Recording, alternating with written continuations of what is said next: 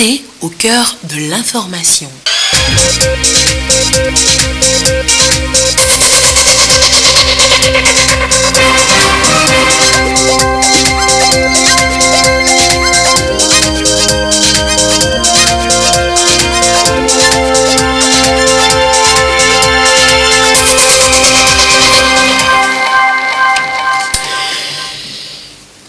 Bonsoir à tous, il est 20h. Dans l'actualité ce soir, le démarrage du bac 1. Bon démarrage dans l'ensemble, constat fait à Lomé et à l'intérieur du pays. Nous ferons tout à l'heure le tour d'horizon tout au début de ce journal. C'est dans maintenant à peine 3 semaines, le Forum économique Togo-Union européenne, rendez-vous très attendu. Que gagne le Togo au final? Nous posons la question ce soir. Et puis les jeunes à Théviers, les femmes aussi, auront bientôt une maison entièrement dédiée à eux. La pose de la première pierre a eu lieu vendredi. L'architecture de cette maison des jeunes et des femmes dans cette édition. Voilà, mesdames, messieurs, le sommaire, bienvenue. Voici le 20h. Le bac 1, ou communément le probatoire, début de l'examen ce mardi. Filles comme garçons, ils sont près de 55 000 candidats à plancher sur les premières épreuves ce matin, le français notamment. Comment a été le démarrage? On fait le tour de quelques établissements en compagnie du ministre de l'Enseignement technique, de la formation et de l'insertion professionnelle. Un reportage de Augustin Kossi. Lycée de Baguida, au premier jour du probatoire, baccalauréat première partie. Il est 7h. Les candidats en rang pour le contrôle d'identité. Dans les salles, chaque table est étiquetée par ordre alphabétique avec les numéros des candidats. Les feuilles sont disposées avec des consignes à respecter. Nous tenons à remercier d'abord les autorités pour avoir actualisé la police des examens. L'innovation, c'est que ce dispositif intègre les TIC, interdit l'accès en salle avec tout ce qui est moyen de communication, comme le téléphone portable. Également, des dispositions sont prises pour que dans chaque salle, il y ait au moins 2 surveillants et un surveillant qui assure le relais entre 2 salles. Tout cela pour dissuader d'éventuels cas de tricherie ou de fraude. Et puis pour les surveillants, ils ne sont pas autorisés à rentrer en salle avec les moyens de communication. Le coup d'envoi va être donné avec l'épreuve de français. Les candidats planchent constamment au choix sur la contraction de texte, le commentaire composé ou encore la dissertation, toutes séries confondues. Le ministre de l'Enseignement technique, de la formation et de l'insertion professionnelle a fait le déplacement pour constater l'effectivité des épreuves. Et au bout de 4 heures, certains élèves semblent confiants. J'ai fait la contraction de texte qui avait pour titre la guerre inutile. Au début, quand je lisais le sujet, je ne comprenais pas. Mais après avoir lu 2 ou 3 fois, j'ai compris, j'ai pu faire le résumé. Et je crois que les notes vont donner raison à mon choix. J'ai choisi la dissertation parce que, elle parlait d'un conflit de génération et des progrès scientifiques. Pour la suite des sujets, je suis prête. Je suis sûre de moi et sais que je pourrais les aborder à cause de mes expériences. Ce n'est pas la première fois que je fais la première. Au commencement, j'étais nerveuse, mais avec le temps, je me suis détendue. Mais l'épreuve a été abordable. Ils sont 54 900 élèves, dont 21 427 filles régulièrement inscrits pour le bac 1 2019 au Togo, soit une baisse de 4 782 par rapport à l'année 2018. Sur toute l'étendue du territoire, ils sont répartis dans 145 centres d'écrit. La délégation ministérielle apprécie, après avoir fait un tour dans le complexe scolaire Vic Intelligentsia, Sainte-Catherine, puis le lycée d'Abodrafort. Et nous préparons nos apprenants à rentrer en classe de terminale. Et cette phase-là, qui est le bac 1, est fondamentale. Et donc, comme elle débute aujourd'hui, l'écrit, c'est en général aussi bien l'enseignement technique que l'enseignement général, à commencer donc les épreuves théoriques. Donc, il est de bon ton que nous fassions un tour pour nous assurer que tout se déroule dans de bonnes conditions et pour motiver nos apprenants à bien travailler. Tout se déroule bien. Le probatoire a ainsi démarré et ouvre la voie aux examens officiels au Togo. Mais il va falloir encore 5 jours de travail à ces candidats pour décrocher le ticket d'entrée à la classe de terminale, la charnière entre le secondaire et les études supérieures. Et voilà donc pour le démarrage ce matin du bac 1 à Lomé dans la région maritime. Qu'en est-il de l'intérieur? Bon démarrage là aussi. Eh bien, direction Kara d'Apaon. Et c'est avec nos bureaux sur place, Nestor Mouzou, Désiré Aloy. L'année scolaire commencée en septembre tire à sa fin. C'est la période des examens qui s'ouvre. Les élèves de la classe de première affrontent le bac 1 depuis ce matin. Dans la région de la Kara et pour le compte de l'enseignement général, c'est au centre d'écrit de Niamtougou que l'examen a été lancé. Les candidats de ce centre se sont bien préparés pour attendre les épreuves. Depuis la rentrée, je me suis préparée pour passer mon examen en apprenant mes leçons pour avoir la moyenne élevée dans chaque matière. Depuis le début de l'année, on faisait des travaux de groupe avec nos amis. On traitait les épreuves ensemble. Par rapport à ce qu'on a appris, je suis sûr que je vais réussir. Cette année, au niveau de l'enseignement général, l'effectif au bac 1 dans la région de la Kara est de 4 299 garçons et 2 433 filles, soit 6 732 candidats. Cet effectif est en régression de près de 16%, puisque l'année dernière, ce sont 7 781 candidats qui s'étaient inscrits. Tout compte fait, le bac 1 2019 a bien démarré dans les 20 centres d'écrit ouverts. Nous nous réjouissons et nous rendons grâce à Dieu.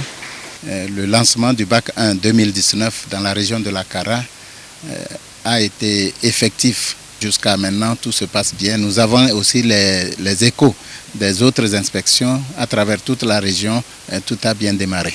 L'année a été sereine et puisque nous démarrons les examens et comme il n'y a pas de perturbation, nous estimons que naturellement les résultats doivent apporter plus de sourires cette année que l'année dernière. Au niveau de l'enseignement technique, tout a bien commencé également. Nous avons débuté hier avec les épreuves facultatives et ce matin nous continuons avec les autres épreuves écrites. L'année a été normale, les activités pédagogiques programmées se sont déroulées normalement, les évaluations se sont bien faites, aussi bien pendant les devoirs, les compositions, les examens blancs. Nous pensons que les candidats sont suffisamment préparés pour mieux réussir cette année, mieux que l'année dernière. 484 filles et 357 garçons pour un total de 841 candidats composent dans l'enseignement technique pour l'obtention cette année dans la région de la Kara du bac 1. Cet effectif là aussi est en régression par rapport à celui de l'année dernière. 5 173 candidats au bac 1, baccalauréat première partie, toutes séries confondues dans la région des Savanes. Après 9 mois d'efforts consentis, ils tapent à la porte du bac 1 avec 9 matières. Épreuve à traiter avec succès pour passer. Le bac 1 ouvre ainsi la série d'examens. L'épreuve de français pour démarrer. Les candidats avaient le choix entre 3 sujets. Une dissertation, un commentaire composé et une contraction de texte intitulée « La guerre est inutile » de Jean Guillaume. Tout est mis en œuvre pour le bon déroulement de cet examen. Nous avons cette année enregistré 3 386 garçons et 1 787 filles, soit un indice de parité de 0,5, ce qui est une marque forte pour la politique de la scolarisation de la jeune fille. Cette année, tous ces candidats-là sont répartis dans 17 centres d'écrit, dans la région des Savanes. Donc nous avons 6 dans l'inspection de Mango et 11 dans l'inspection de Dapan.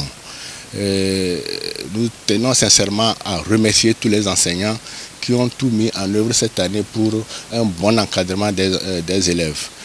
Donc aux élèves, je leur demande patience, courage et le calme pour la suite de l'examen.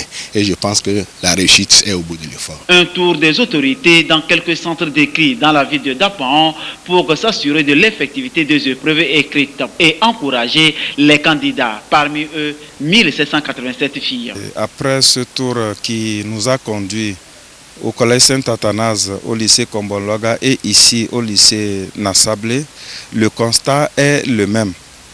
Les professeurs surveillants sont là, les élèves sont en classe concentrés et cela veut dire que l'organisation a été parfaite. C'est la première impression qu'on se donne et à lire le visage des élèves qui composent, on se dit que l'espoir est permis et Inch'Allah, le succès sera au rendez-vous le jour de la proclamation. Et c'est l'occasion pour nous de dire un sincère merci aux enseignants, aux élèves, aux parents d'élèves, au gouvernement et aux chefs de l'État qui, chacun selon ce qui lui convient, a pu jouer sa partition pour nous permettre de connaître une année scolaire apaisée. Le bac 1 est un précieux sésame qui donne le cutus pour aller vers le bac, la porte de l'université. L'examen prendra fin le 25 mai prochain. Alors, plus de concentration et bonne chance aux candidats. Allez, on part maintenant pour Sokodé, puis à Tapamé. Le démarrage du bac 1 ce matin sur place. On fait le point avec la marque Bojona à Sokodé, Sylvain Raboudjou à Tapamé. Environ 10 043 candidats composent dans les plateaux pour le compte des examens du bac 1 2019, baccalauréat première partie. Après l'appel pour le contrôle des identités à 7 heures, les candidats affrontent pour cette première journée l'épreuve de français et sont appelés à choisir entre 3 sujets, la contraction du test, la dissertation et le commentaire composé. À Tapamé, le directeur régional de l'éducation, suivi des autorités locales, ont sillonné certains centres d'écrit pour s'assurer du bon déroulement des épreuves. L'examen du bac 1 se déroule bien dans la région des plateaux. Nous avons 28 centres d'écrit, y compris le centre des candidats non scolaires. Et dans la région des plateaux, l'effectif global des candidats est de 10 043 candidats, dont 3 403 filles et 6 640 garçons. Nous leur avons conseillé de travailler sérieusement, de relire leur production, d'avoir une bonne compréhension du sujet, de se concentrer tout le long de l'examen et de respecter leur numéro de table. Nous leur avons dit également qu'ils doivent, à la fin de leur production, reprendre la lecture pour s'assurer qu'ils ont fait une bonne production.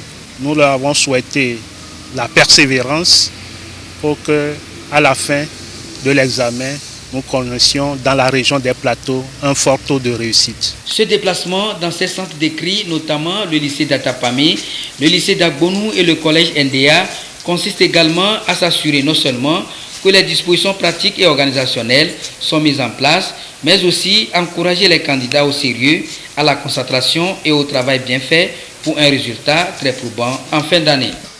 Le bac 1, premier examen de l'année académique 2018-2019, a démarré ce 21 mai 2019 sur l'ensemble du pays.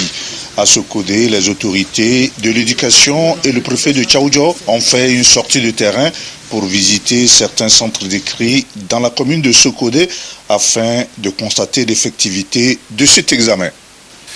Le constat est très bon parce que premièrement, il y a eu une pluie hier qui a rendu le temps très clément. Nous avons visité quelques centres et nous avons constaté que tout se passe bien. Nous avons même fait un crochet dans l'enseignement technique pour voir comment ça se passe. Là également, tout se passe bien.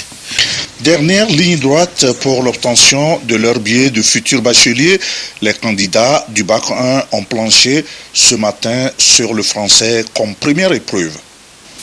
J'ai pris le sujet de contraction du texte et j'ai pu traiter, c'est bien. Et je souhaite avoir de la chance pour cette année. Je souhaite pour que tous les restes des épreuves soient bons, comme le français a été bon, et de réussir à la fin de toutes ces épreuves-là. Dans la région centrale, ils sont au total 5068 candidats, dont 1853 filles, accueillis dans 17 centres d'écrit répartis dans 162 salles de classe. Et voilà donc pour le bac 1, le démarrage, ce qu'on peut en dire ce soir. Autre sujet évoqué, le projet érudit lancé ce matin en matière de recherche en santé. En quoi consiste-t-il? Qu'est-ce qu'il apporte de nouveau à la recherche en santé? Eh bien, on voit ça dans ce reportage de Carmen Madjé à Capo. Pour la recherche en santé, CVRS et le ministère de la Santé mettent en synergie leur action pour améliorer la condition humaine. Ils prennent appui sur les progrès des sciences biologiques et médicales. Le projet renforcement des compétences en matière d'examen éthique et de réglementation au Togo, dénommé Érudite, est un nouvel outil officiellement lancé qui vient sceller cet engagement. Ce projet a pour ambition de valoriser et d'approfondir l'éthique au niveau des recherches en santé. L'éthique, c'est le bien-être de la personne humaine dans son environnement et le respect de ce qu'on appelle les populations vulnérables quand on veut faire de la recherche. Il y a des règles qui sont internationales. La personne humaine doit être respectée, son environnement doit être respecté, la santé animale aussi doit être respectée. Et dans chaque pays, il doit y avoir des comités d'éthique qui autorisent les protocoles de recherche que nous ont soumis les chercheurs. Le projet Érudite est financé à hauteur de 300 000 €, soit environ 196 787 100 francs CFA, par un partenaire suisse appelé European and Developing Countries Clinical Trial Partnership, EDCTP.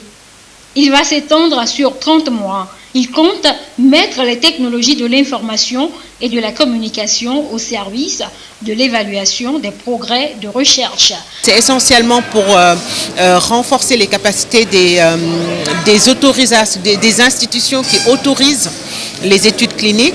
De ce fait-là, on a la certitude que toute étude qui se fera au Togo sera faite dans l'intérêt des populations et que personne ne peut faire quelque chose qui serait au détriment des populations. Déjà, des experts sont talonnés pour outiller les participants sur les procédures opérationnelles standards d'évaluation des projets de recherche. Ainsi, l'éthique va se positionner davantage comme un levier du progrès technologique et scientifique au Togo. Je vous l'annonçais en titre, elle fait plus que jamais l'actualité, surtout à l'approche des élections locales, la décentralisation. Les populations veulent en savoir davantage. Qu'est-ce qu'elle apporte de nouveau, effectivement? En quoi la décentralisation va changer la vie dans les communes? Le débat est animé ici et là autour du concept. Reportage à Atakwame de Sylvain Raboutou. La question de la décentralisation et du développement local au cœur de cette conférence destinée à éclairer les jeunes sur la communalisation en vue de leur implication effective dans ce processus. Le but est de les informer sur les atouts de cette approche du gouvernement togolais et les initiatives de développement dans la dynamique de les inciter à accompagner ce mécanisme pour le développement de leur commune.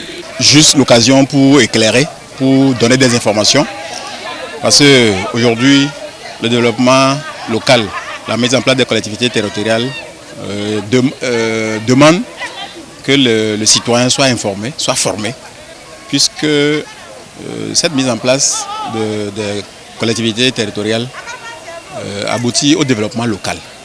Et donc quand on parle de développement local, il faut forcément que tout citoyen soit avisé et fasse clairement son choix.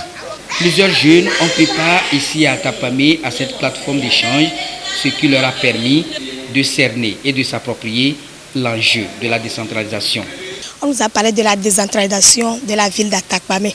Nous-mêmes, la ville d'Atakpamé ou bien la population d'Atakpamé, nous devons nous mobiliser derrière celui que nous croyons que la personne là peut faire mieux. L'engagement autour de cette thématique, c'est d'amener la population d'Atapamé à soutenir cette politique du gouvernement togolais pour qu'elle puisse jouer sa partition en matière de développement communal. C'est dans moins d'un mois maintenant, le Forum économique Togo-Union européenne, les 14 et 15 juin prochains, ici à Lomé. On en parle encore ce soir. Dans quel contexte est attendu ce rendez-vous pour l'investissement? Rappel du contexte, c'est avec Luc Assis. Le Togo en voie de se doter d'une économie robuste, dynamique et surtout politiquement et socialement correcte. Pour y arriver, le pays a élaboré le Plan national de développement PND qui couvre la période 2018-2022. Ce plan requiert un investissement de 8,3 milliards de dollars, financé à 65% par le secteur privé. Pour cet investissement, il est attendu une croissance qui va tourner autour de 7,6%. Sa mise en œuvre induit des réformes économiques audacieuses, des investissements massifs dans les infrastructures, la bonne gouvernance et la croissance inclusive et durable. À cela s'ajoute la cohérence des politiques et l'alignement institutionnel déjà enclenché. Avec sa position sur le corridor, le Togo est aujourd'hui la porte d'entrée naturelle de l'Afrique de l'Ouest, donnant ainsi accès facile à un marché de plus de 300 millions d'habitants. En ce qui concerne l'amélioration du climat des affaires, le pays a enregistré une nette progression sur ces dernières années. Il gagne 29 places au classement Doing Business en 3 ans, dont 19 places l'an dernier. Une amélioration significative entérinée par la première place occupée par le Togo dans l'espace UEMOA en tant que meilleur réformateur, deuxième en Afrique et figure parmi les top 10 des meilleures performances au monde. Les résultats du baromètre annuel du Conseil français des investisseurs en Afrique, qui sonde les dirigeants des entreprises étrangères implantées en Afrique sur les perspectives de leurs activités, montrent que le climat des affaires au Togo devient de plus en plus attractif. Ceci se confirme avec une note de 2,8 sur 5 au même niveau que la Tunisie. Les multinationales en Afrique sont friandes du Togo et tablent sur de belles perspectives en 2019. Une attractivité soutenue par le réseau portuaire et aérien local modernisé, un carrefour commercial à 1000 opportunités, l'incitation à l'investissement, la sécurité des personnes et le coût de la main-d'œuvre abordable. Principal port à conteneurs d'Afrique de l'Ouest, selon l'analyste maritime néerlandais, le port autonome de Lomé a vu son volume de conteneurs presque triplé à plus de 283% en 5 ans, passant de 311 500 EVP pour atteindre 193 800 EVP en 2017. Selon le CNUSED, le Togo fait partie du top 5 des pays africains les mieux connectés par voie maritime en 2018. Ceci derrière le Maroc, l'Égypte, l'Afrique du Sud et Djibouti. En matière de promotion d'énergie renouvelable, le pays arrive 3e en Afrique de l'Ouest et 33e au niveau mondial, à en croire Bloomberg. Avec une structure économique orientée prioritairement vers l'agriculture et des services, le Togo surfe sur une croissance du PIB de 4,9%. Il jouit d'une stabilité politique avec une assistance technique et financière de l'Union européenne pour organiser le premier forum économique Togo-Union européenne 2019. Un forum qui permettra au Togo de vanter et de vendre le PND, donner une visibilité au pays et surtout de conquérir le secteur privé. Il se tiendra du 13 au 14 juin prochain à Lomé. Et voilà donc pour la date. Et à ce forum Togo-Union européenne, qu'est-ce que les opérateurs économiques, les hommes d'affaires togolais peuvent gagner au final? Que gagne le Togo? Les enjeux, c'est avec Augustin Kossi.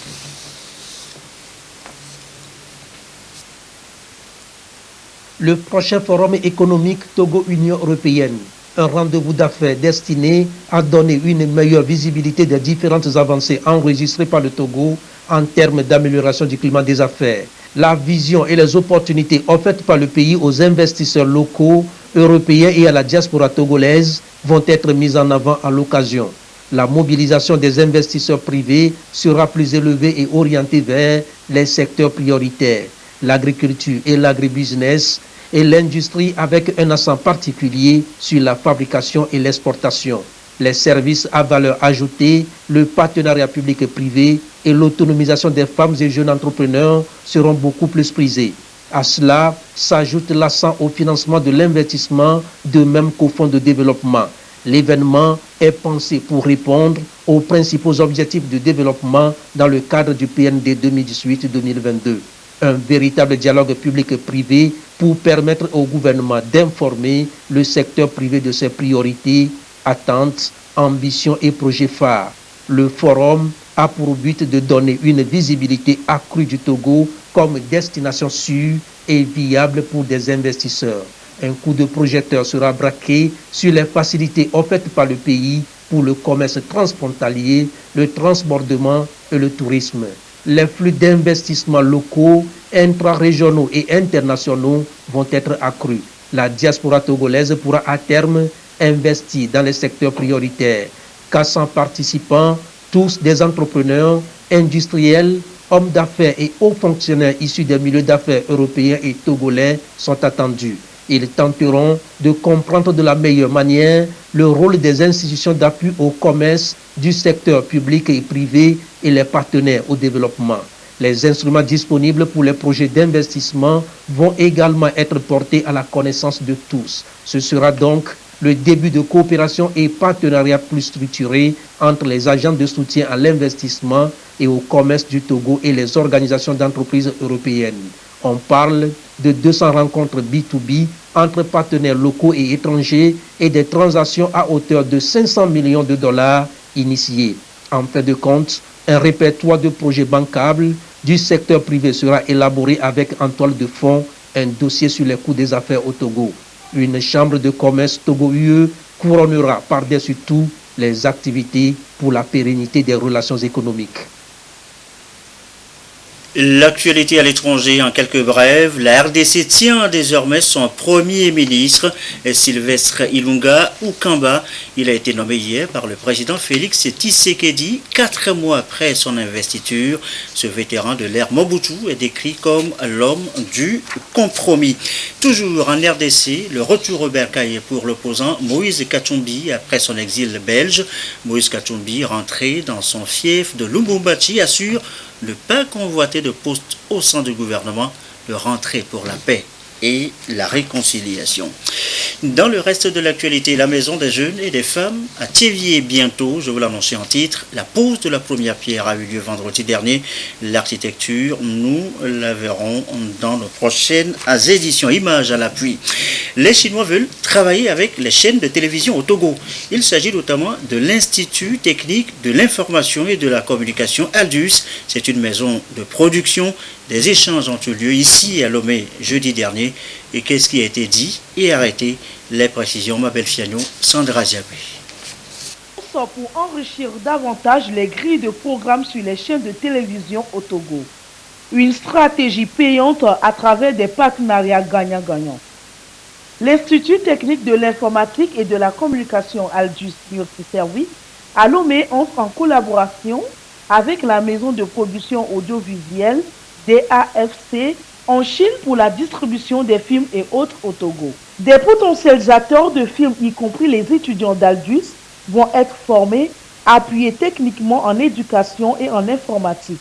Ils auront à produire des films made in Togo et ainsi créer entre eux et ces médias togolais une symbiose bénéfique aux deux parties. 来到多哥，首先是要非常感谢，就是多哥的总统。Dans le cadre de cette coopération, il y a le volet de construction d'une école cinématographique au Togo, donc pour former les étudiants et pour essayer de produire des films. Actuellement, il y a 5 étudiants qui vont aller le mois prochain en Chine pour faire ça de 3 mois. À cause de la coopération, les choses sont en moins de coût pour les chaînes de télé, pour l'achat des films. On a un site internet qui leur permet de voir les catégories de films que nous avons. Donc les films qu'ils veulent acheter, donc on peut leur permettre d'acquérir ces films à très moins de coût. Et on peut leur permettre d'avoir une grande quantité de films à des coûts inférieurs lorsqu'on les compare à d'autres entreprises. Une stratégie qui permettra également de savoir mieux comprendre la culture chinoise et vice-versa. Aldus Multiservice est un centre qui forme en audiovisuel, montage et réalisation de films et documentaires. À lire cet ouvrage sur la science et la technologie. Son titre, Le technocolonialisme, agir sous une tension essentielle, paru aux éditions Harmattan à Paris. L'auteur, le Togolais Yaovi Akala, était en séance de dédicace. Augustin Kossi pour le récit. Le technocolonialisme agit sous une tension essentielle. L'ouvrage est scientifique et le titre évocateur.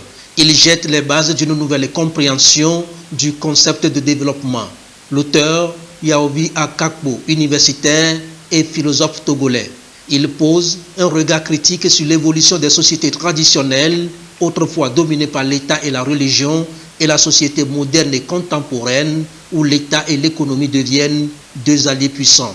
Cet épistémologiste recentre le débat sur la colonisation ouverte que la science et la technologie exercent sur ces sociétés. Les critiques, philosophes et bien d'autres universitaires voient dans les pages de l'ouvrage l'impact des technosciences dans l'orientation des sociétés. À la lecture de cet ouvrage, l'évidence est partagée. L'auteur a su bien relever que dans la société contemporaine, dans la relation entre les États, la technologie occupe et joue un rôle fonctionnel. Parce que c'est cette technologie qui confère le pouvoir de faire, d'agir et de décider.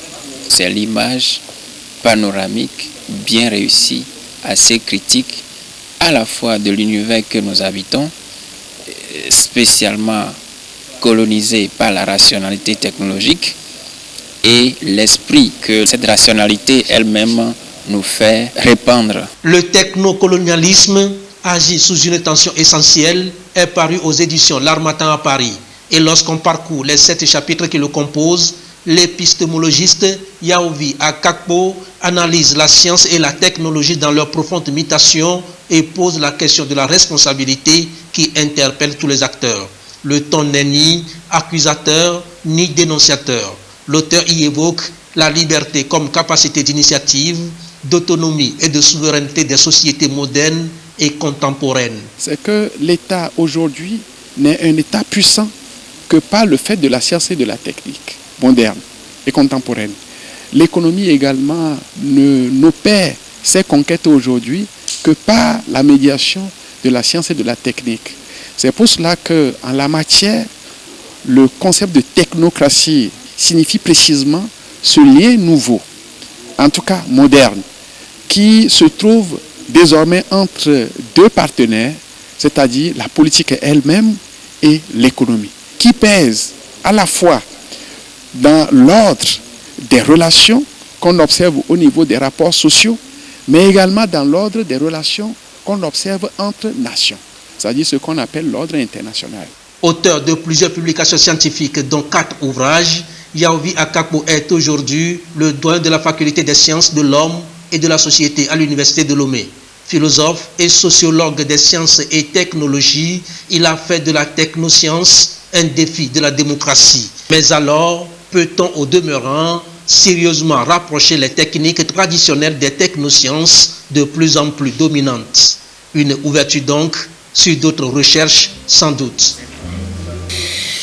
Voilà, le techno-colonialisme agir sous une tension essentielle paru aux éditions Harmattan. L'auteur, eh bien, c'est Yaovi Akakbo et Noakala, comme nous l'avons dit tout à l'heure, par une langue fourchée.